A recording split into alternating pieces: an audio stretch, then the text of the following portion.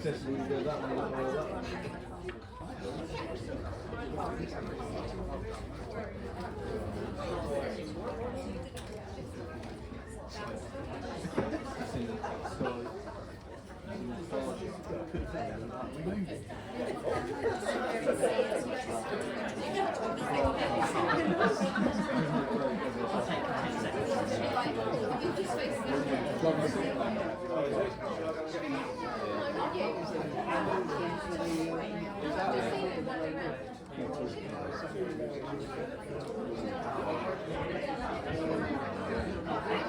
And it basically means to see there's certain rules about what you can do with people.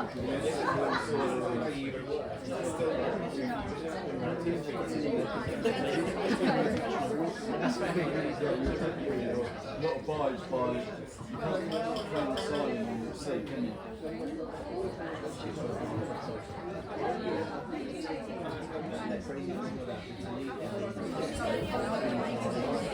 Yes. I've seen something like China building islands facing in the sea. They're basically building air bases, and on natural air bases they're basically going down as well. They're basically depositing huge vast amounts of sand, building a runway. Because they think they can control reef, in actual fact it's declared a 12-mile rule. Ladies and gentlemen, the moment you all been waiting for, the speeches. Ladies and gentlemen, put your hand together for the groom, Matt.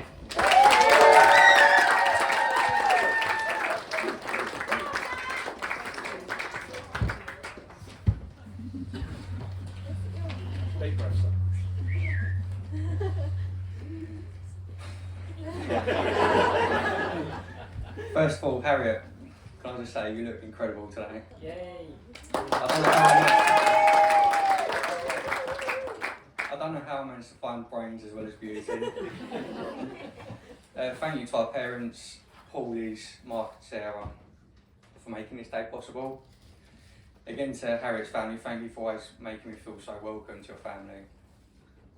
For those of you who don't know, we first met in Centre Parks 8.5 years ago. I'm pretty sure Harriet was sold as soon as I reenacted Baywatch walking out of the pool. If anyone remembers the Ice Bucket Challenge, we did that together as well. As you can see from our tables, we quickly found out we both love a holiday. And by the way, we had help collecting the bottles, so don't worry, don't have an alcohol problem. Thanks, Susie. And Robert. Harriet, thank you so much. Thank you for teaching me so much about myself and taking me out of comfort zone. Mainly the comfort zone at 15,000 feet. When you and your dad decided to throw me out of a plane in Australia. You then found out I didn't do cold weather, so decided to convert me to skiing. We always say we could never split up. It would be too hard to arrange shared custody of the cats. Anyway, I just want to say a massive thank you to everyone for being here and celebrating this day with us. So, cheers everyone.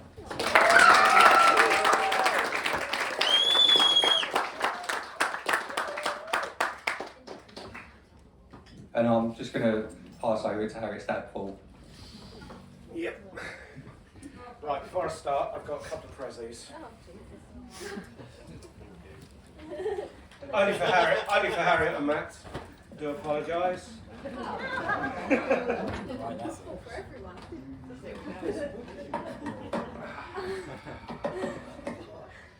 This will become apparent later. There you are.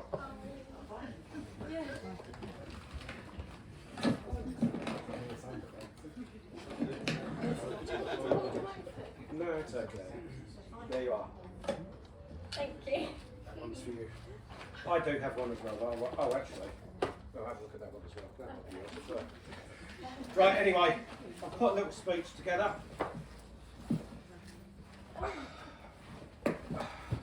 Shouldn't take too long.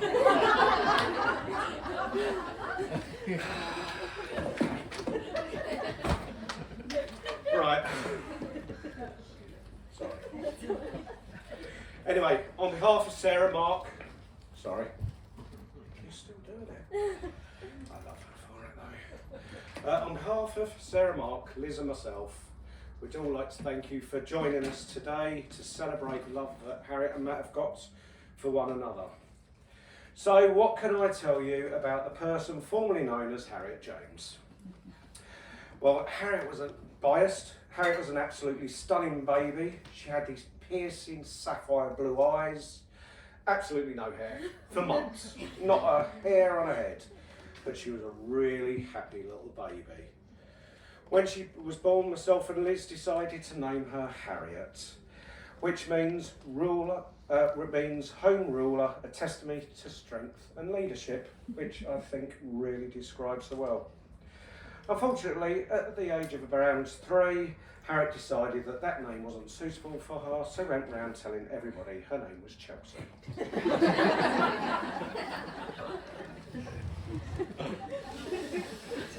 Yep.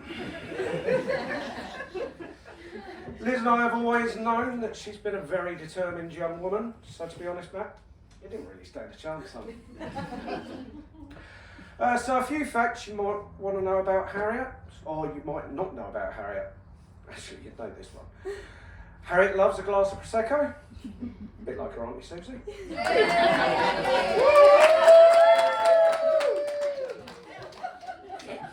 She's empty, by the way.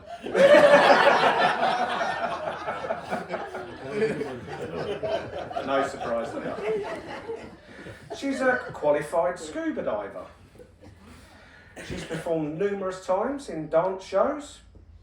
Harriet is banned for life from ever watching E.T. due to the time she tried to climb into the back of the TV when she was young to find where E.T. had gone. That is not a lie. Harriet was a British baton twirling champion at the age of 9, which apparently she relived at her hen weekend with the help of her oldest friend, Ashley, who was also in the troupe. And apparently Ashley could still do a cartwheel with a baton under her chin. Is that right? Strangely enough, with the help of your mum, Caroline, I've actually got your batons here. No. Harriet was very talented at playing the saxophone, much to our delight. When I was young, I always wanted to play the saxophone. Unfortunately, my parents bought me a violin, which remains in its case to this day. Therefore, I encouraged Harriet to play this very cool instrument, which she excelled at. Very well done. Right, a few points we already know about Harriet. She's clever, kind, caring, very loving young woman. Liz and I were very proud when she achieved her first in her degree, qualifying as a nurse. We weren't terribly surprised though. When she was a little girl, Harriet used to love dressing up in her nurse's outfit and looking after her dolls, sticking plasters to them. In fact, sticking plasters to everything. And also, she carried on playing the well-known game Operation. We had to do that day in, day out. The man with the big red nose became me. Harriet followed her grandma's footsteps, which we were delighted about, into becoming a children's nurse, and now has gone on to be a clinical nurse specialist. As we know, Harriet loves adventures, something Matt is far too aware of. I blame myself for this streak, as when Harriet was 11, we went and I took her to Thorpe Park. I decided it was time to introduce her to the delights of roller coasters. So after convincing Harriet that we was queuing for the toilets, she quickly realised that I'd taken her straight to the front of the queue of Colossus. So we was there in the first carriage up, and when we finished, Harriet was there, mouth wide open, eyes wide open, gripping onto the handles, and I was like, Harriet, are you okay? And she was just like this. And I was like, Harriet, are you okay? And I'm like, shit, I've ruined my daughter. And I was like, Harriet, are you okay? And in the true words of Ron Weasley, she just went, that was bloody brilliant. There you go. That was our thing after that. When Harriet first met, this is ironic. This is ironic. So, as Matt's already said, when they first met, Matt was in swim shorts. They went on to complete the ice bucket challenge together, in which Matt remained in swim shorts. When Matt first asked Harriet out to be his girlfriend, he was in swim shorts in a jacuzzi. When Matt proposed to Harriet on the beach, he was in swim shorts. So believe me, Matt, I am really relieved to see that you're not in shorts today. But when I sat down, what photo do I have? Matt in swim shorts. Deliberate. So let's about these two as a couple. Matt and Harriet. Mazza. Wayne and Ellen know all about that. Wow. Yeah, okay. Matt and Harriet met nearly 9 years ago. Harriet was working in Asda's, which we all know is one of Matt's favourite shops. Matt was working at City Airport. How times have changed.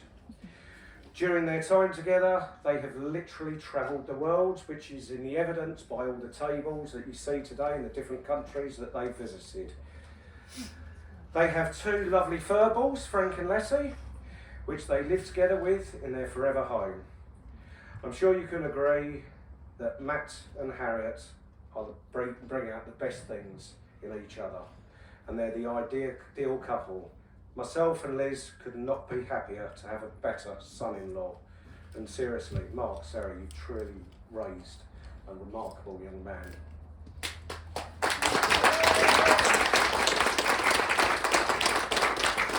Now, the time I knew that Matt was right for Harriet was when Harriet was having a hot tub party around my house.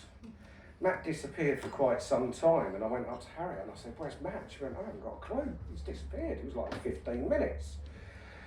At that moment, a scuba diver appeared on my decking in the form of Matt. Matt had decided to put all my scuba diving suits on from hood to toe, and then promptly decided to swallow dive into the hot tub. I turned to Harriet at that point and went, "Yeah, he's the one." Harriet, your mum and I have always been and shall always be proud of you. Of all your many achievements, but today is your special day, marrying the love of your life, Matt. Excuse me for a pause. Now at this point, I would ask everyone in the room to raise a glass and toast the bride and groom to wish them a lifetime of happiness together. I always felt this phrasing of toasting the bride and groom a bit barbaric. So, for the reasons for the drinking horns is that I don't know if you know, but Harriet and Matt are huge fans of the TV series Vikings. And as some of you may know, when the Vikings have their celebrations, their chant is Skull. I looked this up, and it means camaraderie, togetherness, good health, championship, long life, and let's kill all our enemies by chopping their heads off and ransacking their... No, sorry, I just made that last bit up. So anyway, if you'd like to pick up your horns, and after I say everyone to Harriet, can you all shout out Skull? Everyone to Harriet, Skull. Thank you.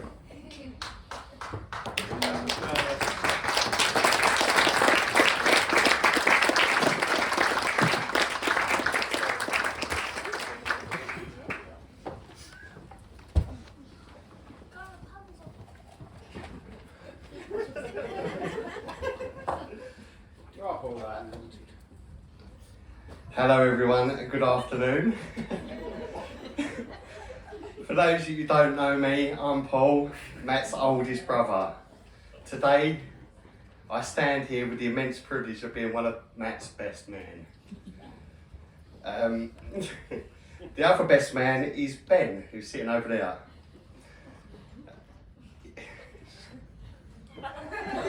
keeping an eye on everything. By the way, just so you know, Ben is currently free and single, and everyone requires a dancing partner later. He'll be quite obliged and happy to take part. My journey with Matt began when I was 13 years old. I still vividly remember the day when our mum, Sarah, sat us both down to break the good news that we were going to have a new baby brother. The news was surprising, but we were both excited and looking forward to welcoming a new member to our family. When he was born, what a beautiful red-headed baby he was. One of my earliest memories of Matt revolves around dinner times. I can still recall his diet, mainly consisting of jam, sandwiches and chicken nuggets. Gradually his food choices evolved, but one thing still hasn't changed. His love for anything with tomato sauce. Come on, Matt, tomato sauce on roast dinners, does it work? Vote. Matt has always had a fondness for cars, which I believe developed from an early age. He would often be found outside with a remote control car to which he ingeniously attached a camera or phone to the top. He spent many hours filming action shots and practicing his stunt driving. Little did we know it would become useful in his later years. I've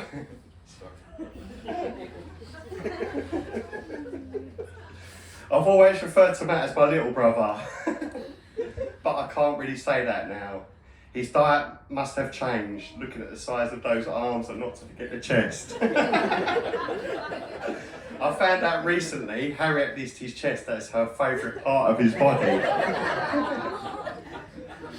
I must mention on Matt's stag do, we played a game where he had to answer 30 questions. For each question he got wrong, he had to do a shot. 14 shots later, I'd been thinking he wasn't looking great and he wasn't doing that well.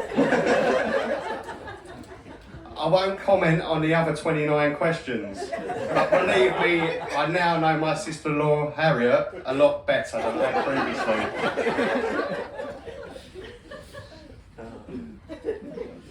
Recently, we reminisced about times when I and Carrie used to babysit Matt when he was younger. I must admit, my memory isn't the greatest, but Matt reminded me of a playful moment where I used to hang him upside down by his legs and dangle him over the banisters.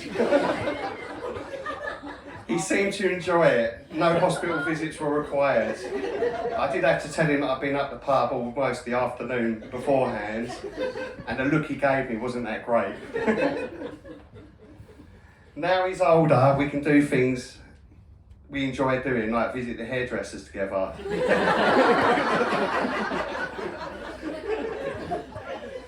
Matt, you may be younger and possibly stronger than me, but as proven recently, you still can't beat me when we play tennis or golf. It's a bit of practice. It's been a bit tricky finding stories suitable for today that will keep Matt on his toes and cause him embarrassment, but I do have one. Mum, you might want one of this. Casting your mind back to a time a little while ago when you was looking after the cats for Mum, watching The Bodyguard. Very engrossed in The Bodyguard he was. And then all of a sudden the syncing of the talking and the pictures were out and Matt got a little frustrated.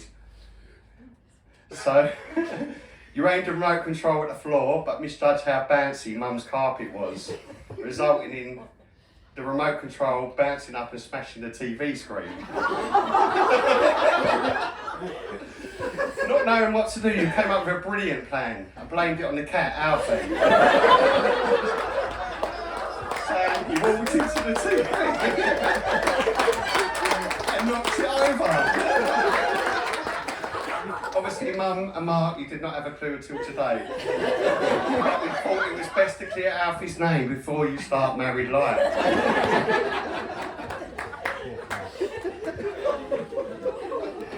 Speaking of the stag do, We all had a fantastic time, windsurfing, water skiing, Ringo rides and plenty of beer. Oh, I forgot. We bought you a lovely nurse's outfit, didn't we? But you didn't wear it. I have all the photos on my phone, so if anyone wants to see Matt in a nurse's uniform looking pretty good, I can show you all later. Matt, you've done incredibly well for yourself. Some might say you've hit the jackpot. We are all proud of you and thrilled to welcome Harriet as part of the family. She's truly a fantastic lady, and together you will make a beautiful couple. Here's to a bright and beautiful future filled with love, laughter, and the possibility of little cousins from Millie and Callum.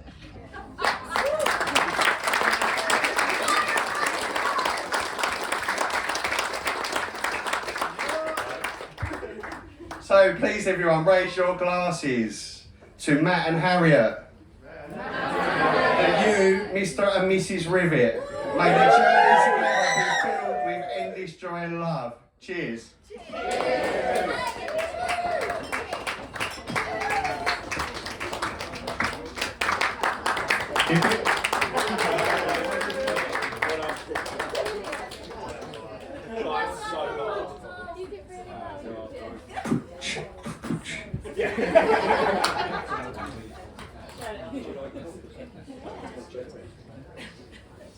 Millie, you gonna sing now?